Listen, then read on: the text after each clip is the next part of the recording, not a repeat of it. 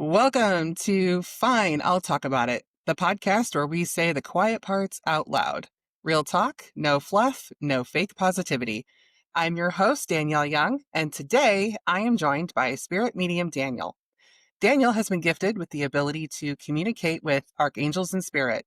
With this information, he guides and assists others to fulfill their spiritual path. His main goal is to teach people about their reason for existence and to help them to become a better version of themselves. It is with this intention that he operates out of a spirit of love and compassion. Daniel has been able to help many people in finding their true path with amazing results.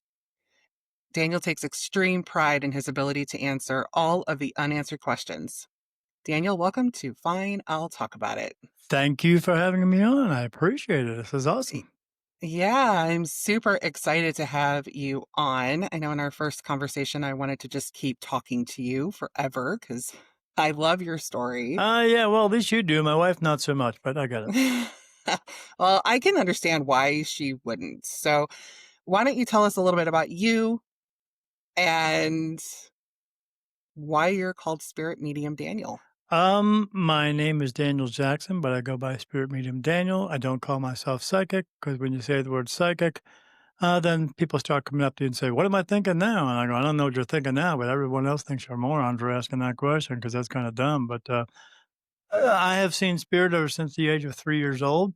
My parents and I, my two brothers and sister, grew up in New Jersey in a little town called National Park. It had a battlefield in it. We just called it the park because you could go have barbecues and stuff there. But it had all these monuments, but it had cannon there and a little hospital there. And this is where the Hessians fought, and everyone in that area was experiencing spirit.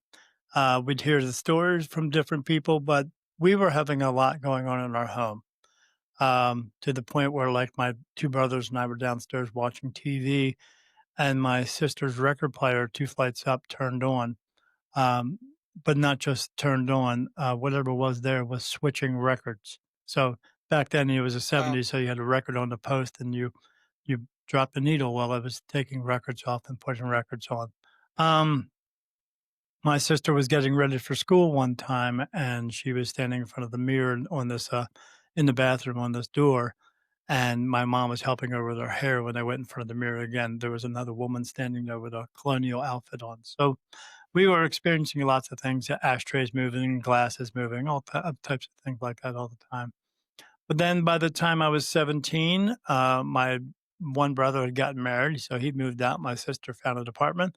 My one brother and I and my mom and dad moved down to Delaware, and I was the only one who was continuing to see things, but I was seeing them on a regular basis all the time. So it just got to be part of my life. As I explained to people, when you're kids and your mom and dad feed you green beans, and then 30 years later you love green beans because you get used to it. I got used to it. But it was happening throughout my entire, my life. I remember one time watching, the Rocky Horror Picture Show with my girlfriend. She's at the foot of the bed, and I'm at the other end of the bed, and then out of my closet, this big thing, maybe 4 feet long and 3 feet wide, snaked its way across my room out of the closet, and it just disappeared. My girlfriend was like, "Did you see that?" I said, "Yeah, I saw that. Let's get out of here." So, I just kept having experiences like that all the time, and this was in my, uh, 20s, 30s, 40s. I mean, there was one time I was I used to play in a rock band, and I had big hair and zebra striped spandex. I thought I looked cool, but probably not so much. But, I came home from a gig, and I laid down in bed. When I did, something laid down next to me, and this happened like Wow. 3 or 4 times where I'd lay down and I'd feel the whole bed shake, and the pillow would press down, and I'd look around. But that 5th time when it happened, I laid down. So when I did, I went to look and see what it was, and whatever was there picked up the blanket I had on top of me, and it brought it up to the ceiling and shook it above me, and then it dropped it on top of me.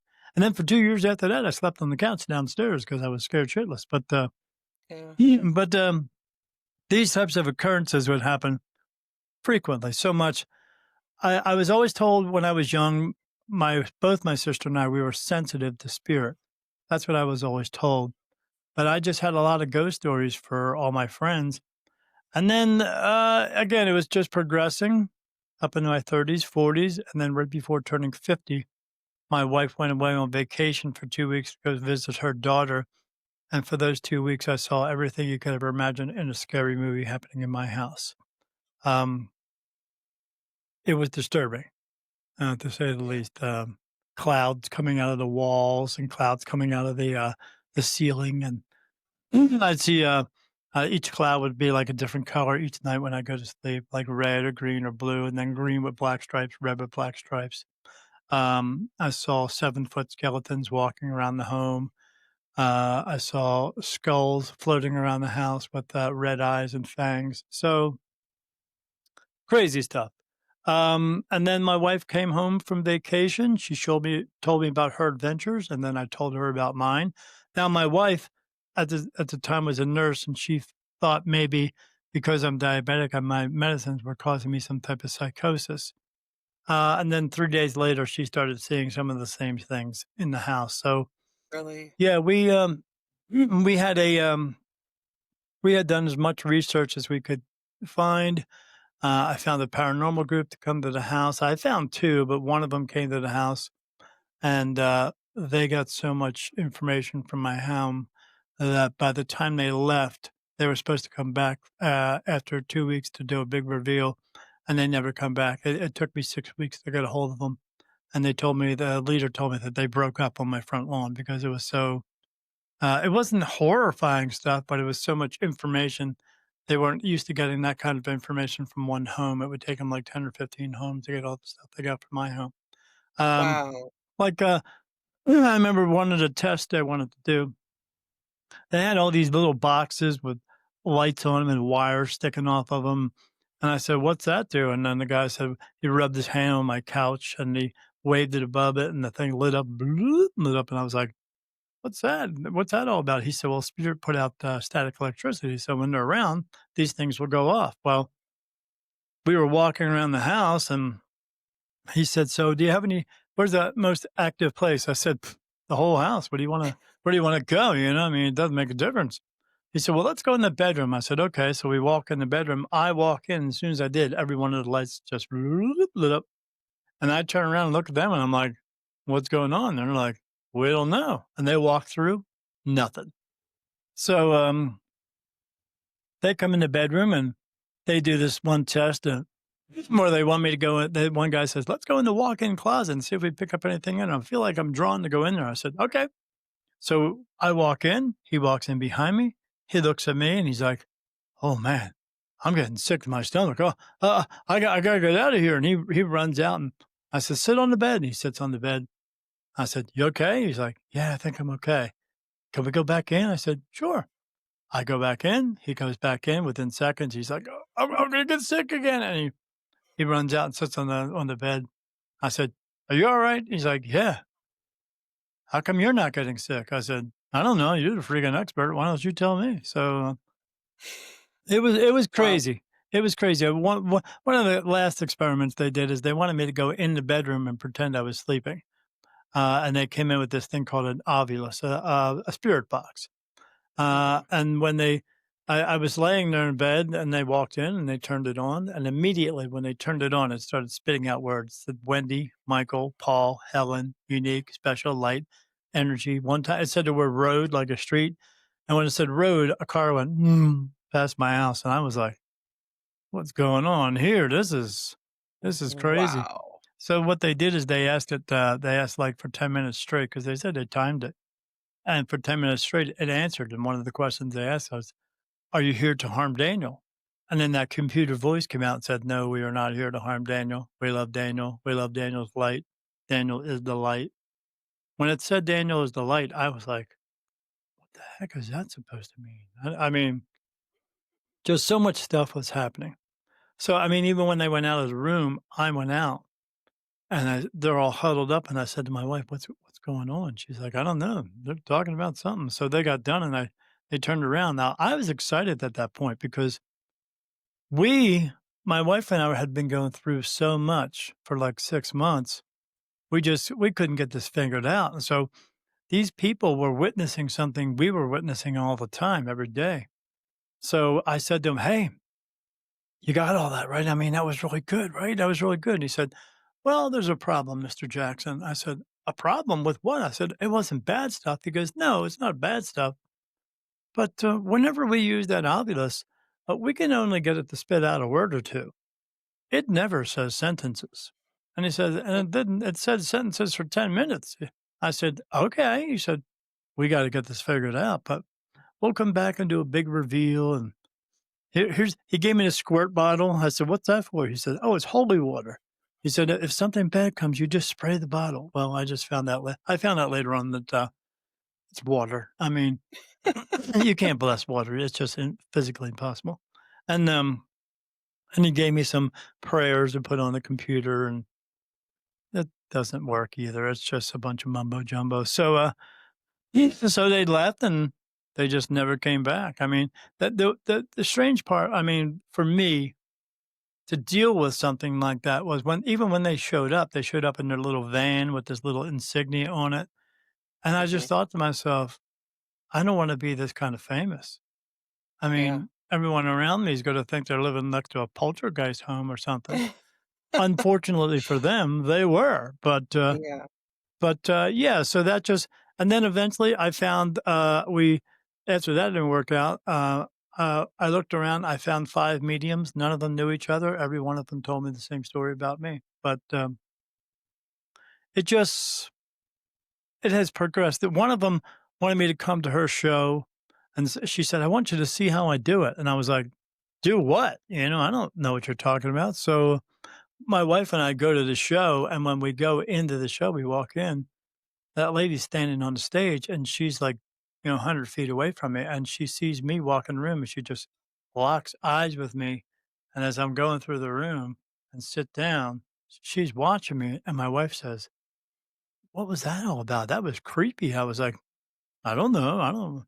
She said, "You tell her you were coming?" I said, "Well, I told her I was gonna buy a ticket, but I didn't tell her what show I was coming to. I just came to the one that was closest to us." So, and she ended up reading 8 people in the room, and one of them was me, and when she read me, she said the spirit kept coming through trying to get in front of the line of the other spirits, which was, I was like, "What is she talking about?" But, when the spirit came through, she said, "I'm getting a picture of this man who wears a suit and tie, but he also wears t-shirts and flannel shirts on the weekends, and he's showing me that he fell down, and that's the way that he passed away, and does this equate to anybody?" And I was like, "Yeah, I think that's me." And she said, "Well, I'm also getting a name. His name is Robert, but he goes by Bob." I said, "Oh, that's me."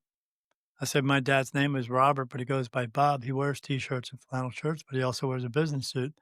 And he did fall down. That's how he passed away. He was in a basement cleaning up the basement because all of us kids were coming over for Easter. And he fell down and he got up and then he went to go upstairs and he fell down again. When he did, it moved his brainstem. Um, Oh, and then she said, "Who is Sarah?" And I said, "Sarah?" And she said, "Yes, Sarah, the one who had to make the big decision." I was like, "I have a niece named Sarah," but she said, "No, Sarah, who made the big decision for your dad to leave." I was like, "Oh, that's my mom. My mom's name is Joan, but her middle name is Sarah." So mm, she had to make the wow. decision to pull the plug.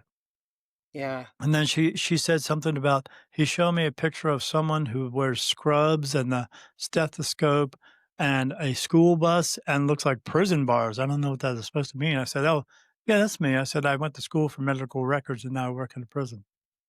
So I knew all that was when she was getting all that, I was like, "Okay, this is real stuff." So so I went down to the stage and I introduced myself at the end of the show, and I said, "I'm Daniel," and she said, "Oh, I just spoke to you on the phone like 2 weeks ago." I said, "Yeah," and then she spoke to me like a teacher, and I'm 7 years old. She said, "Stay here, don't move, wait till everybody leaves. You and I need to have a talk." And I'm like, "Oh, crap," like, what did I Oh, do? But, and then she said, "So I understand you see a lot of spirit." And I said, "Yeah, it's like being in a room with 1,000 people, except nobody leaves, and more just keep coming in." And she's like, "That many?" I said, "Yeah." She said, "Well, they're coming to you. That's why you see so many." I said, "Why would they be coming to me?" She said, "Oh, I saw you come into the room. I could feel you on the outside of the room." She said, "When you walked into the room, I could see you, but I see you like spirit sees you. And I said, how do they see me? She said, oh, you look like a white light. Like you just look like a figure of white light. You're a beacon of light and they're coming to you so you can help them. I said, do what? What am I going to help them do? Yeah. And she was like, they want you to help them cross over or they want to have conversations with you. And I was like, cross over? What are you talking about? She said, yeah, to cross over into heaven. I said, And how old were you when this happened? um, when I went to see her, it was about 6 months before being turning 50. Oh, okay. So Yeah. you weren't a child. This was adult No, and no, this was 9 years ago. I'm turning 59 next week. So, yeah, okay. it was kinda crazy. I mean, and but she said, "Yeah, they're coming to you." I said, Why are they coming to me?" She goes, "Oh, Daniel," she said, "You're so bright. You look like they think that you're the light into heaven. That's how bright you are." She said, "I've never seen anybody who's that bright." And she said, You just look like a figure, a man figure, but you're a solid bright white light." And she said, "It was hard to look at you." And I was like, "Really?" I mean, do I look like I'm hard to look at? I don't know. But anyway, but, yeah, I got jokes.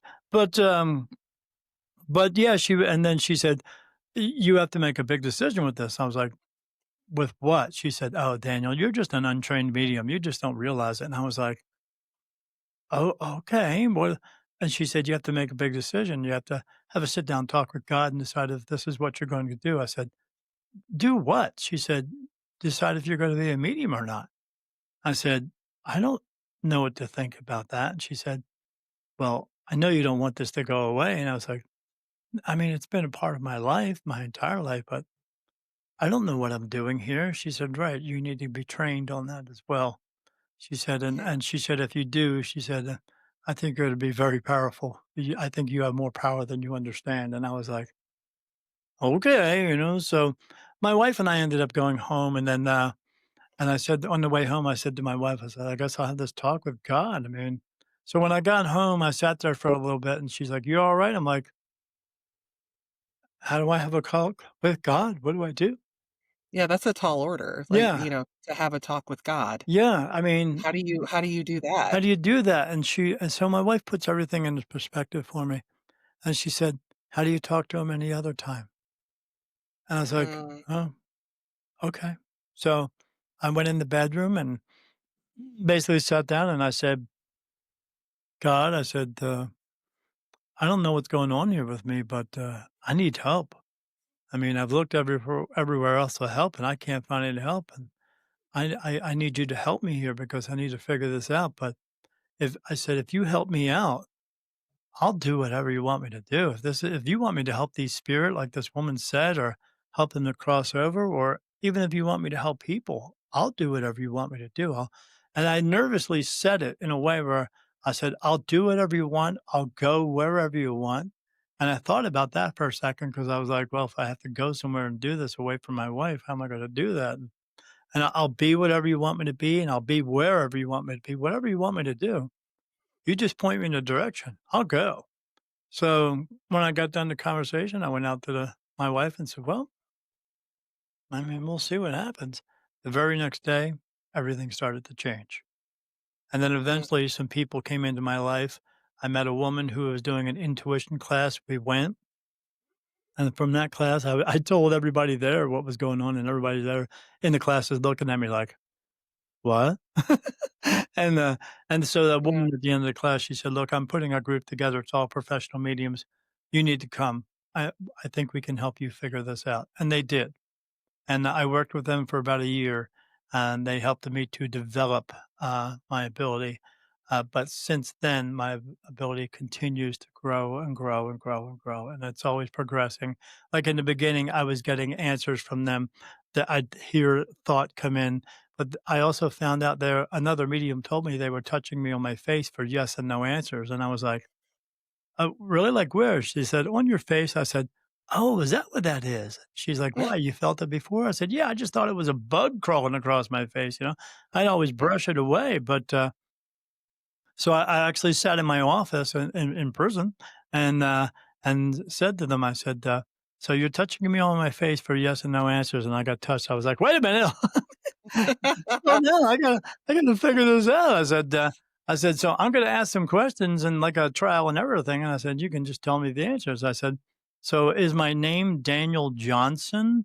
And I got touched, no. Like here, right here on my face, I got touched there. And I was like, "Oh, so that means no." And then they touched me. And I was like, "Wait, hold on, slow down." And and yeah, Overload. it was so much. Yeah, it was an overload. And I said, "Okay, so if that's no, is my name Daniel Jackson?" Then they touched me here and I said, "Yeah, okay, great, cool." And I thought I had the keys to the castle at that point, but then I had to learn patience as well because I would ask a question and I wouldn't get an answer for like 45 minutes. And I was like, what the heck's going on? I was getting frustrated and this is going on for a period of time. And I talked to my wife about it and she's like, maybe you're not asking the question in the correct way. And I Mm, was like, oh, maybe I'm not. As soon as I started doing that, I get answers all the time now. And that but even now, when I ask a question for myself, like I'm grabbing this bottle here, when I ask questions for myself, I never ask, "Can I do something?" Because I can do anything I wanna do by using my free will. I always mm, ask, "Should I do?" So I'll pick up I don't even have I used to have to say it, "Should I take this?" Like, I would pick up a pill bottle in the morning because 'cause I'm diabetic, and I go, "Should I take this?" And get touched, "No," and so I wouldn't take it. Because I listen, trust, and follow through with everything they told me to do, because even back then 8 years ago, they told me if I did that, listen, trust, and follow through with everything they told me to do, I would never get into another car accident again. I haven't. So, not even yeah. a close call. So, in the morning, I'll just pick up my pill bottle and hold it and look at it, and they tell me, "No." I go, "Okay." I put it down. Was there ever a time that you doubted that? That Never, no. Okay. never, never, You were because of just the experiences I had, um, the experiences I had while figuring this out, working with those women, I found out I could do something called channeling. I had no clue. I would hear voices come through. I mean, plain as voices come through, and one of them told me to talk to this one girl at the meeting. Her name was Shaban, and ask his permission if we could sit across from each other, clear out our minds. I'm supposed to hold out my hands, and she's supposed to touch my hands and see mhm. what comes through.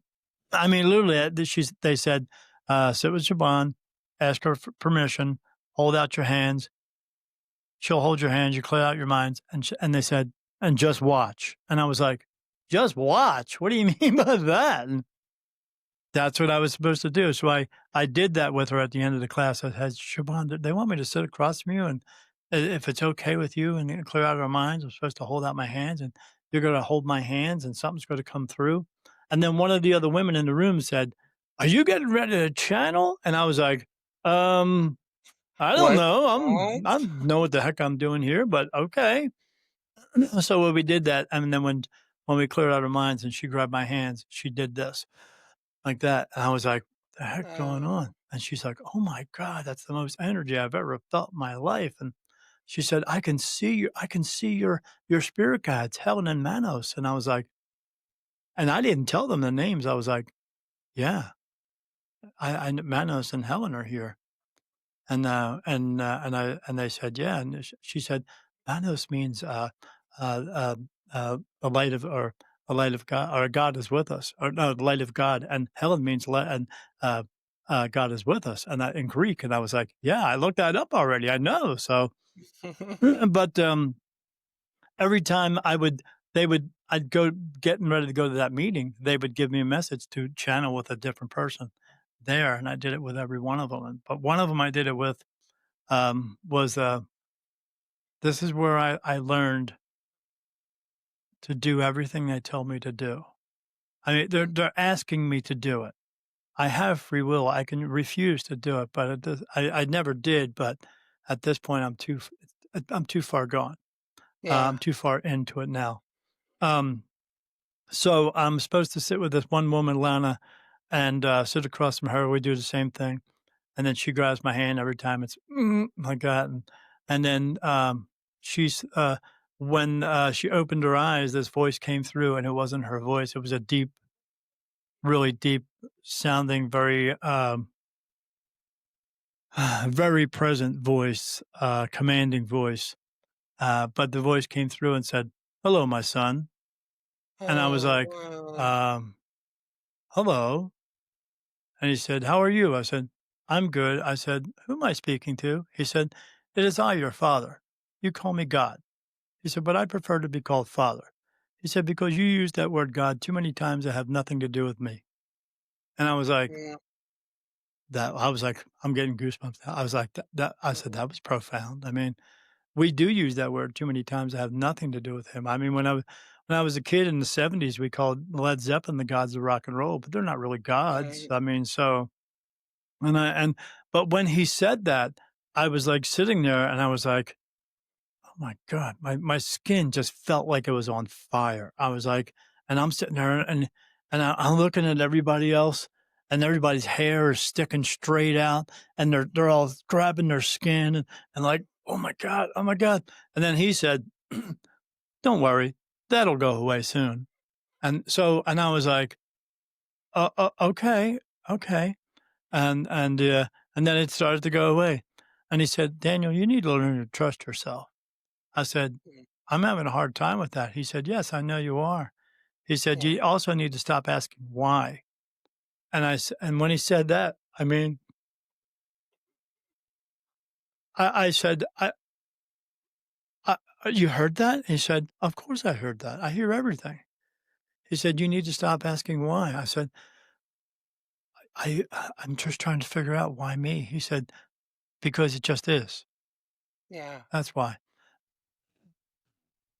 But Wow. he What a said, profound moment. well, here's another profound one. He said, "You need to either shit or get off the pot." And I was like, "What did you say?"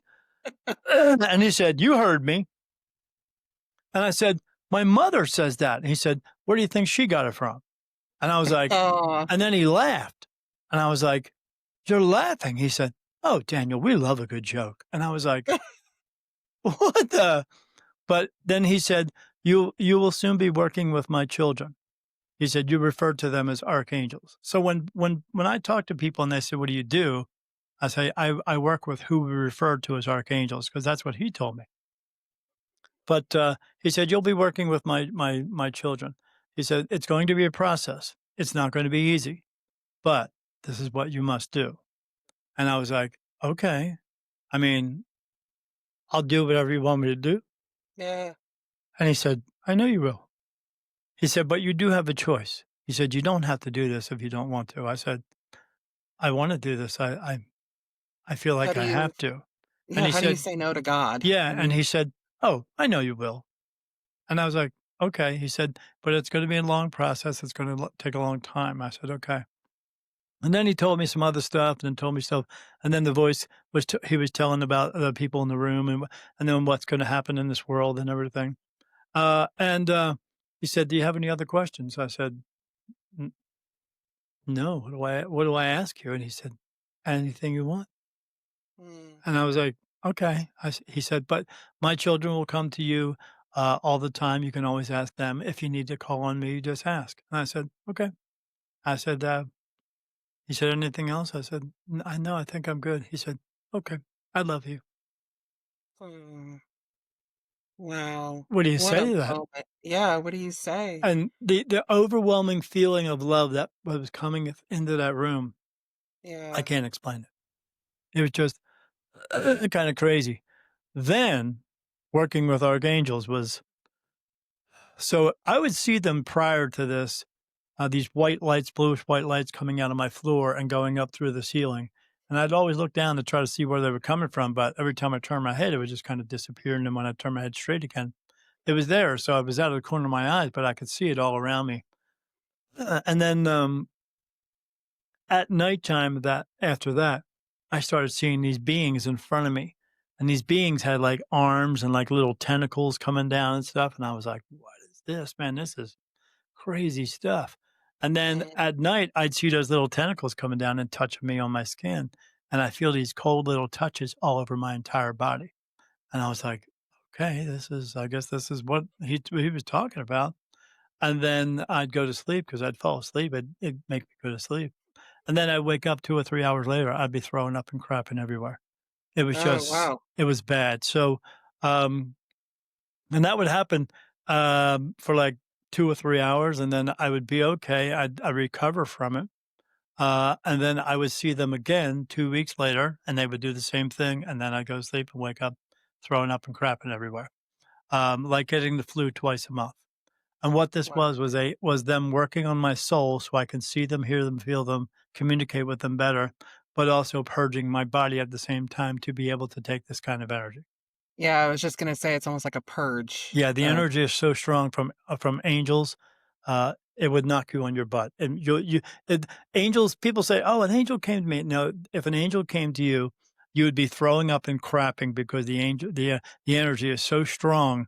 This is what it's gonna make you violently sick. So, that process went on, twice a month, like getting the flu twice a month, and that went on for 3 years. wow. So, this is what I was saying yes to, because I said, "Yes, I'll do whatever you want me to do." So, I didn't realize what saying yes to was, but I know now. So and people ask me about that, and they say, maybe this was just a process for you." I said, "No, this is the process. If you wanna work with angels or if you're meant to work with angels because you're chosen for that, God chooses that." Um, Everyone has an ability, as I know by talking to them all day long, because I do, and they talk to me.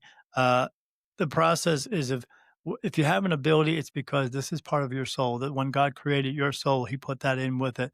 As they tell me, some of us are meant to be teachers, others are just meant to be students. So, the ones who have it, and sometimes you wake up to it in your lifetimes, and sometimes you don't. But and sometimes people wake up to it, but they're afraid of it because you're dealing with spirit. Throughout my day, I don't ever not see, hear, feel, smell, sometimes taste. You don't want that part, and Yeah. communicate with spirit. When I say you don't want that part, it's when a negative energy comes through and is trying to uh, overpower me or something like that, or influence me. But they can't because they can't get close to me because my angels because they are. Um, Protect me from everything. But when they do come in, they still talk to me, and when that sensation comes in, it feels like someone just threw up in your mouth. That's what it tastes like. It's horrible. Uh, Wow. but that's them just trying to be who they are, negative. But yeah, this has been going on for me for 9 years. It's every day of my life. It doesn't turn off. It doesn't go away. I look at your background, I see the bricks there and all that stuff. You would probably see that color of the bricks. I don't. I see that, but I also see blue in that. But I see blue in you and everything else. And that blue that I'm seeing is the veil. So whenever in my regular vision, eyes open and closed, I see spirit So everywhere. I have a couple questions. Sure, I love questions. Okay. How were you able to distinguish the names of your spirit guides from other spirits? Well, regular spirit do talk to me. They are I see them around me. Again, it's like being in a room with 1,000 people. Um, and like I had some spirit last week who came in, and one of them, I saw a group of them there because I keep my room completely blacked out so I can see everything. But again, I don't just see spirit, and I don't just see people. I see dogs, cats, horses, cows, fish, other beings from other worlds, everything. I see into other dimensions, other realms. I remote view that just turns on, but I have a little bit of control of it. But I had some spirit in front of me, and this guy just turned around with he had glasses on, and because they are pure energy, they can manipulate themselves to look like anything they want to. And he said, "Hey, Daniel, can you hear me?" And I said, "Yeah, I can hear you." And then he turned back around to the group. He said, "Yeah, they can hear us." And that was it. I was like, "Okay, well, what next?" But whenever I get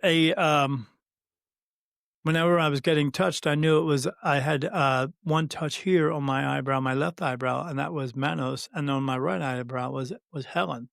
The way that happened is I said, "Well, who's touching me?" And I heard a name in my mind, and I was like, "Manos." I said, and I heard Greek, and I was like, "Oh, okay, I'll look it up." And then Helen, and they also said Greek, and I looked it up. Um, but that was even solidified when I did that channeling session. She said Yeah. Manos and Helen, and I was like, I never told her that. So every time I get a touch, I get a new touch on my face, a name comes in. I write it down. In the beginning, it was just one touch here, Hannah, Manos, and Helen, and then I just got a general answer for no. But now it's to the point where I just get a general yes. It could be any one of them telling me that yes, but there's always someone there telling me that yes. And like I said in the beginning, it was 2 touches. As of last night, I had a new touch come in, and now I get 103. So I have 103 different names, 103 different touches on my face and on my head. And whenever I'm being touched, I know exactly who's doing it and when. And sometimes it's 3 or 4 of them at the same time. Even So it's this one right here down the center of my forehead. Jesus. oh, okay. So your spirit guides touch you above your eyebrows. Yeah, well, they cuts me Everybody else all would over go, my face now. So, like, right over okay, here is, I had another one come in after Helen. Helen moved to the back of my head. She touches the back of my head. I feels like someone's rubbing my head when I get nervous about something. She'll rub my head. Uh, and or if they're working on me, I feel other little touches. Feels like a spider walking across your head. And when they're working on me for more of information and stuff like that, I feel that. And I'll say, are you guys working on me? And they'll touch me. Yeah. But yeah, I okay. get touched. And now it's another one over here, Uriel. Uriel used to be up here. But now Uriel's over here. But I have Gabriel, Raphael. I have a Raphael here. I have another Raphael here, but I call him Rafi. Um, Michael touches me right here. It feels like a swirling on the top of my head. But yeah, it just you get used to it after a while. It's so much. It is a lot, but you get used to it after a while, and I'm used to it. And I had a new touch come in last night, so I went on my phone and I wrote the name down because I have to add it to my list. But So the archangels, I know we've touched on this before, not but they are not men with wings and shields and swords. They're yeah, not magical beings that are going to fix your life. And nobody has a guardian angel. If you had a guardian angel following you around, guarding you from everything in your life, what would you learn? Nothing. you would learn nothing. No. Yeah. Why would a So the guardian people. angel keep you from getting sick, but not keep your dog from getting hit by a car? Because they don't do either. So what do you say to the people who? Because I mean, there's a big money market in this, the Unfortunately, spiritual yes. Yeah. world. So the people who say get in touch with your spirit guides, Yeah. what's your opinion on that? Can everybody get in touch with their spirit guide? Yes, but they don't want to Why don't they want to? Can you because it's hard explain work. why? Oh, okay, It's a process. The unfortunate process is, as my guides tell me, in order to get clear messages, you must be clear. In order to get clear and concise answers, you must be clear. What does that mean? Um, you purge. ready? No pain, anger, sorrow, grief, guilt, anguish, hate, greed, drama. No smoking, no drinking, no doing extra pharmaceuticals, drugs. Uh, no, none of that stuff. If you have tattoos, stop getting them because it's more important to be spiritually free than it is to be fashionable.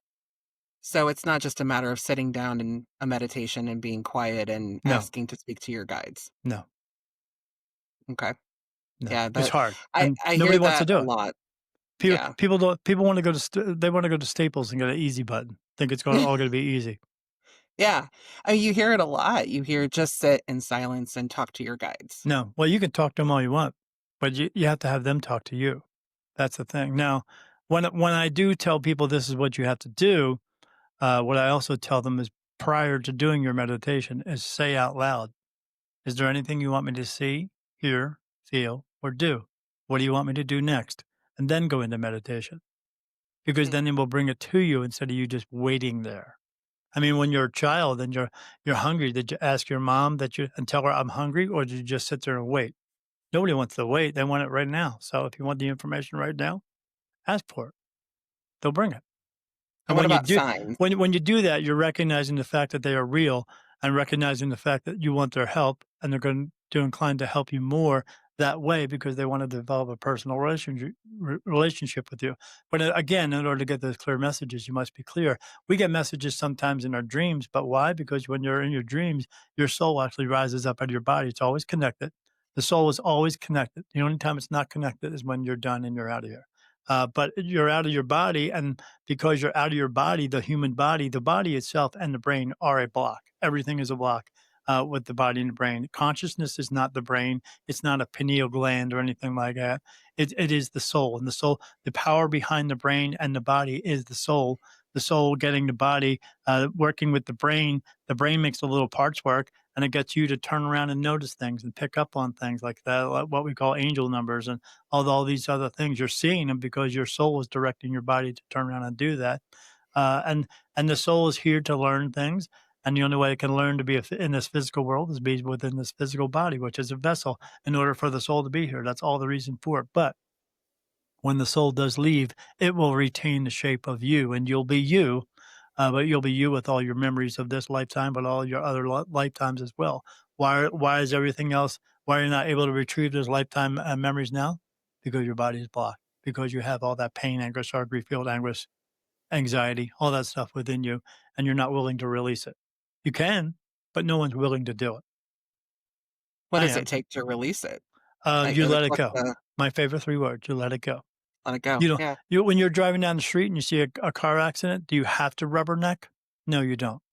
If you can't actually physically do something about it, keep going. It has nothing to do with your life. Do you have to let someone get angry at you? Well, they'll get angry, but do you have to react to it? No, you do No. not. You can No. choose to let it go and go, "Oh, are you done? Oh, don't you have anything to say?" "No, have a great day." No, I choose not to get angry over other people's anger. I choose not to get into other people's drama. I don't have to do any of it. I don't have to smoke. I don't drink. I don't do drugs. I have no tattoos whatsoever because they tell me not to get tattoos because in order to get clear messages, I must be clear, so I don't do it. But I listen, trust, and follow through with everything they tell me to do. Anyone can do it, but no one's willing to do it. Yeah. Is there ever a time, because we had talked about this in our conversation before, you had described how spirit has a couple of paths. They can either go towards the light or they can go away from the light. Well, they're not going away from it, just not going in. Well, just not going in. Yeah, they're Yeah. kind of stuck in not a purgatory, but No, there's no such thing as purgatory. There's no such place as hell. There's no such thing as a Satan or a devil. There is a Lucifer. He's an archangel. He's actually one of my guys. He touches me right up here. Um, Everyone has seen his angel number 1111. That's who it is, and that has to do with business. But yeah, you're either walking into the light or you're not. What's going to happen is you're going to wake up out of your body. You're going to look down and go, "Oh, I guess I don't need that anymore." You'll take a step to the left. You'll look to the right. A light will turn on for you. That is a portal for you to go into, and you're either going to walk in or not. And if you walk in, that's you letting go of all your pain, anger, sorrow, grief, guilt, anguish, everything you've acquired here, because you don't come into this world with it. You wake up in a baby body going, "Wah," and your mom and dad's going, "I'm your mom and dad." You're going, "I don't know who the heck you are, but okay." And then they raise you and they teach you the ways of the world, which is basically bullcrap.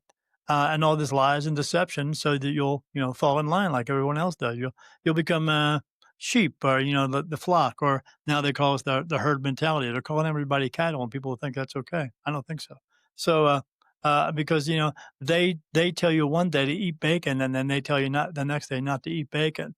Well, you know who they are, but the problem is they need to shut the heck up. What we need to do is stop listening, but we don't. We pay attention to that narrative all the time. We follow through with it and fall in line. As I tell everyone, you can either stand up or be owned, and everyone else in this world is owned. So, but not me. I don't follow that stuff. So, but yeah, you'll stand up out of your body. You'll see that light, and you'll go. But you're gonna at that moment, you're gonna get perfect memories of your lifetime and all the other ones. And at that moment, you're gonna know, because you're gonna know you've been here many times before. And you're going to know, if I walk into that light, there's a possibility I might have to come back. And maybe you don't want to. mm, Now, you can not have to come back again if you have learned your lessons, but what keeps you coming back is fulfilling your purpose. If you don't fulfill your purpose, you're going to come back. Now, purpose is not becoming a doctor, a lawyer, or a teacher. Purpose is not occupation. Purpose is we are here to help each other just for the sake of helping, not because you can, but because you should. In a way, we're going to do something for someone physically that they cannot do for themselves, or you're helping them to figure it out. Doing acts of kindness, doing it for the reason of just because, doing it because you see a dog in the middle of the street and you don't want the dog to get hit by a car. So you get out of your car and you go get the dog and try to get it out of the street and maybe find its owner, maybe take it to the vet. Or you see somebody walking across the street and are having a hard time and you help them to get across the street. That's your purpose. Doing acts of kindness. It's not some big grandiose stories that you saw on television or movies that it's got to be something, it's not standing in front of a camera all day going, look at me, look at I'm providing all this food for all these people. Look how wonderful I am. Take pictures of me and put me on camera. No, Yeah. that's ego and that's your selfishness. And the ego and selfishness have no place whatsoever in spirituality. None. And if you have that, again, you have to let it go. You can't. So, yeah, so you're either going to walk into that light and go, okay, because once you walk into that light, you become a bright, white, loving soul again who likes to do good things. So, what will happen at that point is you will go to the holding place. They will go over your life with you. Some people call it a life review, and they talk to you about what you did and did not do, and they'll show it to you. And then, but if they talk to you more about what you did not do, you stay there. You don't go to what people call heaven. You're in heaven, but you are in this holding place because you have to make a return trip. You have to come back into another body and do it all over again. Why? Because you didn't help as many people as you could. Because purpose is choice. And you have to make Mm. a choice of whether or not you're going to do it because it's going to take just a moment out of your day. But some people go, oh, I ain't got time for that. I'm late for work. Well, if you are, get up earlier. It's pretty simple. But, uh, but yeah, it's a choice that you're going to make to help someone just because, just for the reason of because, or just for an act of kindness. But not everybody wants to do that. They're so involved in their lives and thinking they need 6 cars and 7 houses and 10 boats and all that crap. You don't, because that's Yeah. not the true value in this world. Those things are mean nothing because the true value in this world is us. Those things have no value until they're in your hands. So we are the true value. But that's why people don't do these types of things. And then if you don't do it, if you don't do it enough as he would like us to do, you're coming back. Plain and simple. I don't make the rules. I just explain them. The average time is between 26 and 29 times, but that's not the most. I've done reading for a lady who was here one time 43 times. I mean, she Wow. at the end of her reading, she said, Daniel, do I have time to fulfill my purpose? I said, no, you have run out of time. What does that mean? That was my nice way of telling her she was gonna pass away. She did 6 months later. When I get an answer, I'm not kidding, Yeah. because 'cause I'm talking to the right hand of God. That's who I get my answers from. So yeah, you're either gonna walk in or you're not. And if you don't, you remain here as an earthbound spirit. Low energy realm, as I call the dark place, because it's not light there. The only light there is from the whoever is there, all the beings. And as many that cross over into the light, there's that many that don't. And there's gazillions. And not just people. People, dogs, cats, horses, cows, fish. There's no such thing as a rainbow bridge. There isn't. That's a poem. Not everybody crosses over into heaven because a lot of reasons. They don't go because they are lost and they don't know where to go. I tell people all the time when you have dogs and cats and pets and animals, whatever, talk to them. Tell them where to go. Tell them at the end of their lives because they're going to know. They understand it. Tell them to walk up into the light. Walk up to the light. Move into the light and pass through the light. Go into the light. Go home. But a lot of them don't know to do that. A lot of them get lost, with that. A lot of them have that, "I don't wanna come back," and they stay here. A lot of them have people have told them that they're a horrible person or God is gonna judge you. Well, he doesn't judge us. We judge ourselves 1,000 times a day. Why does he need to do it once more? So, God doesn't Right. punish us. We punish ourselves by the choices that we make. So, the one who's sending you back here is you for not fulfilling your purpose and taking the time to do it. But, yeah, they just don't always know where to go, or maybe they were a bad person and they're just like, "Oh, I wanna be a bad person. I don't wanna let this go," or they feel they got unfinished business. Well, there is no unfinished business. So, but yeah, a lot of them don't go, but I mean, a lot of them do go. A lot of the people ask me, "What about people who are killers and all that stuff?" Well, they go wherever they wanna go. It's their choice. Because why? Yeah. You have free will. God gave us free will to make choices that we need in our lives. He made the choice he gave you choice to make your decisions as well as he gave me, uh, for mine. But the ones that are best for you aren't the ones that are best for me. God is Right. not going to punish you and put you in a horrible place for something he gave you in order to make the choices that you made. So, but there is a choice of where you wanna go. He created both places to give you a choice. That's all. Simple, Yeah. right? It sounds simple. Yeah. It's very simple. You know what it It is? God made everything simple. People make everything complicated. They just do. Yeah, that's true. We tend to complicate everything. Yeah, I mean, I say it in this way all the time. Somebody say, What do you think of that guy over there? Oh, that guy? Oh, he's a piece of crap." "What? What do you mean? I thought you were a spiritual man." I said, "Oh, I am. I'm not judging him. He's a piece of crap because he chooses to be a piece of crap. You know what he can do? He can choose differently. Yeah. Everything in our lives, everything in our lives is choice. I mean, if you and I were Yeah. best buddies and you came to me and you said, "Daniel, I'm having a problem drinking too much alcohol," and I'd say, "Okay," I said, "Here's what I'm going to do. I'll take you away from the drugs and alcohol. I'll keep you away from all that stuff. I'll take you to classes. I'll take you to AA if you need me to do that. I'll keep you away from all the bars and all that stuff. Although, who doesn't like a good strip club, whatever. But I'll keep you away from all that stuff. But until you choose to stop drinking, no matter what I say or do, isn't going to make a difference. You have to want to do it, and the only person who's going to do it for you is you. The only one who's Yeah. going to take you can, if you had depression, you can go to a doctor and he give you some medication. That's all it's going to do is suppress it. Suppress it. It's still there. Or you go to another doctor who's going to talk you down from it. You know what you could do? You can learn to talk yourself down from it. You can learn to let it go because your past is just your past. It is not a life sentence, and people Yeah. can't figure that out. Right. They Yeah. don't want to get away from it. They want to be a victim for the rest of their lives because Yes. this gives them a reason to continue. No, your reason to continue is learn your lessons, fulfill your purpose. There's no good lessons or bad lessons. There's no right and wrong. There's no epic failures. There's no mistakes. There's only what works and what doesn't work. And if it doesn't work for you, quit doing it. You walk Yeah. through a doorway, there's a nail on the floor, you trip over the nail. How do you learn that lesson? You go get a hammer, you bang it back in, you walk through the door freely. Not everybody does that. They trip and fall all the time. I know those people. I worked with them. I worked around them. It was called prison. They couldn't figure out that they were not good criminals. That's all. Because they kept getting caught all the time. So, but Yeah. yeah, people just can't seem to figure that out. You can't keep doing the same thing over and over again, expecting a different outcome. It's not going to work. Right. Yeah, It's the definition of insanity.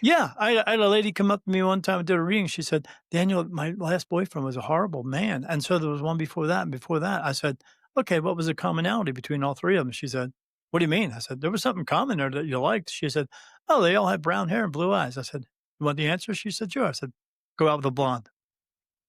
It's that simple, but they can't figure it out. They Yeah. think if I keep doing it, something's going to change. No. Right. At first you don't succeed. Try again. No. Try once, try twice. After that, done. Move on. Simple. People make it complicated. The Yeah. world makes it complicated because the world wants you to believe that you should not have trust and faith within yourself to do anything in this world. They want you to rely on them for everything. When have they ever helped anybody? They don't. You have to wear this type of shoe. You got to be this big around or this big around. Or you got to look a certain way. You got to be standing on a runway, and these are the only beautiful people in the world. Well, no, they you know I always Yeah. tell people all the time when you're walking down the street and you see somebody, you look at them and you go, I say, don't judge them. You don't have Yeah. a right to do it. You see somebody, they may look a little disheveled that morning, and you know that because you've been disheveled, and you look at them and you go, you know what? Let me think to myself. Let me take a self inventory of myself and think of all the crap I've been through my entire life. And then look back at them and go, you know what? Maybe they're going through something too. And then bite your tongue and walk away because everyone's going through something. Everyone in this world is going through something. I don't care how much money you have or what your job is, everyone is going through something. But a lot of people are just good actors. And some of them show it and some people don't. But does that mean you have a right to say something about it or disagree with what they got going on? I mean, Yeah. we can all disagree, but I have found that people who are offended by everything have an inability to learn anything at all. So That is very true. that's up to them, but do I have to Yeah. judge them for that? No, I can just No. learn to accept them. But as I always tell people all the time, we can love all souls, but we don't have to like all people. Yeah. That's We have to very true. we have to figure that out. We have to let go of the people in this world who are not helping in this world. I don't care if it's your mom, your dad, your brother, your sister, your best friend, your so-called best friend, because we all have one of those. If they're not helping to lift you up and be a positive person in this world, get rid of them. It's that simple. Yeah. Just because they're that close to you doesn't mean that they're actually that close to you. Your family actually helps you. Most of my family who helped me aren't my actually blood family. That's my best friends. So that's what I gravitate towards because I stay away from all the negativity in the world. I don't deal with that stuff. I can't with all my energy picks up on it anyway. But yeah, we have to learn to work together in this world. I mean, that's a true reason why Jesus was here to let us all know that we can He did not die for our sins. I mean, he died for being a free thinker, letting everybody know that, hey, you know what? We can do this all together. We can help each other. We can take care of each other. We can share everything in the world because there's enough of everything in the world to take care of and share.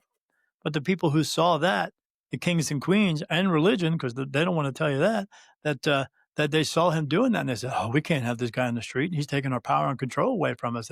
They can't all live together without us. I mean, we have to be able to control them." So they put him on a cross. They tortured and murdered him, and made an example out of him to let everybody know that if you do this, this is what we're going to do to you too. That's why they want you to wear a cross around your neck. Not to remind you that Jesus died for you, to remind you that they have power and control over you. And if you do what he's doing, they're gonna do it to you too, and they do it all the time. Not just religion, but our governments, everybody. Everyone's being persecuted all the time. Why? Yeah, Because they don't agree with what you do. So you know what? Separate yourself from them, and you won't have to worry about it. very Simple. true. Yeah. Yeah. Well, I mean, I want to keep talking to you. this has been, this has been so amazing. If somebody wants to work with you, where can they reach you, and what can they expect when they work with you? Well, they can expect, I got jokes, so they gotta get past all my stupid jokes. He does have jokes, and they're good. Yeah, I do have some jokes every now and then. I say things, but, I have an ability to, have the gift of gab, and I just, because you have to lighten it up. I mean, especially with me, I see so many spirit and so much stuff throughout my day. If you don't have a sense of humor, you got problems. Because I mean, it'll drive you crazy. For people don't want Yeah, to see what I see. Sometimes what I see, and because I see that low energy place, looks like the worst horror movie you've ever seen in your entire life. Except you wouldn't see this in kind of movies and television or movies because they can't show it because it's that kind of bad. But so you got to be able to handle that, and this is not easy to do. But I'm handling it because he made it so that I can handle it. But, if yeah. they wanna get a hold of me, to get a hold of me, like, I do readings for people, so I have a website called spiritmediumdaniel.com. It's one long word, spiritmediumdaniel.com. And You I'll can put go that in the there. show notes as Yeah, well. cool. And they can come. I either do a regular reading for them. I do readings for mediums who have an ability, who are not quite sure, or they don't even know they can't get this figured out. Or some people just like to talk to me about spiritual stuff, and I do that too. And that's 2 hours long. I don't charge a lot. I charge $150 for 2 hours.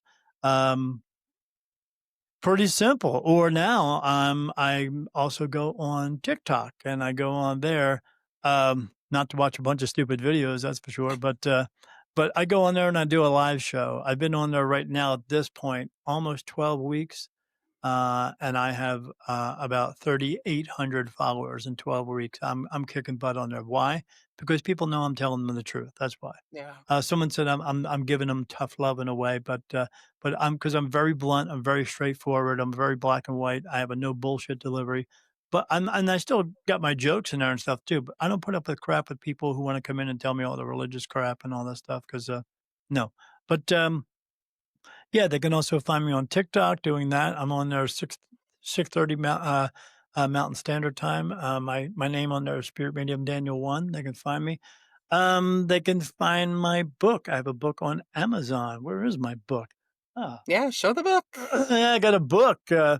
Daniel Jackson, The New Beginning, My Awakening as a Spirit Medium. It's my story of how I became a medium, and everything that I went through, everything that happened to me and for me, as well as there's messages at the very end called the basics. And these are messages that I got from my guides, Archangels, to provide us messages to help us to understand how we can become the best versions of ourselves while helping others to do the same. And when we're doing that, we're helping ourselves at the same time. Um, they can find me on Instagram at spirit.medium.daniel. They can find me if they go on YouTube. All you have to do is put in Spirit Medium Daniel, but put Jackson. That's my last name. So put in Spirit Medium Daniel Jackson because there's another guy on there named Medium Daniel. And so you can find me. I've been on over like 3 or 350 podcasts in the past 4 years. If they want to find me or information about me, just go to your favorite AI and and tell it, what can you tell me about Spirit Medium Daniel Jackson? And it'll start talking about my book. I mean, who else do you know that can do that? And just starts talking about everything about you. And so it talks about my book. I talks about my show. I have a show on a spiritual streaming network called New Reality TV. It's newrealitytv.com. And I have a show on there called Beyond the Veil with Daniel Jackson. Me. That's how I started.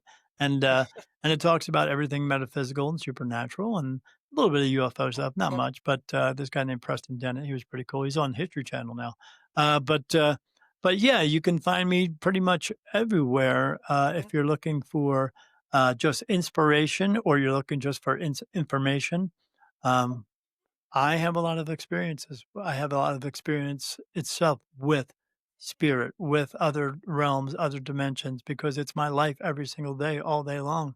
So if you need some type of information about that, again, I'm a medium and I do get answers. I was doing a reading last night on TikTok and the lady said, "What's my spirit guide names?" Because she was actually doing it what she needed to do. And I said, "One's coming through, his name is Jason, but another one is Andrea." She said, "What did you just say?" I said, "Andrea." She said, "Out of the gazillion names out there, how could you get that name?" I said, "'Cause they just told it to me." And she said, "That name has such a significance towards me. I'm actually having an issue with someone in my life because of that name." She says, "But I know I have to." I said, "You have to face this." She said, "I do."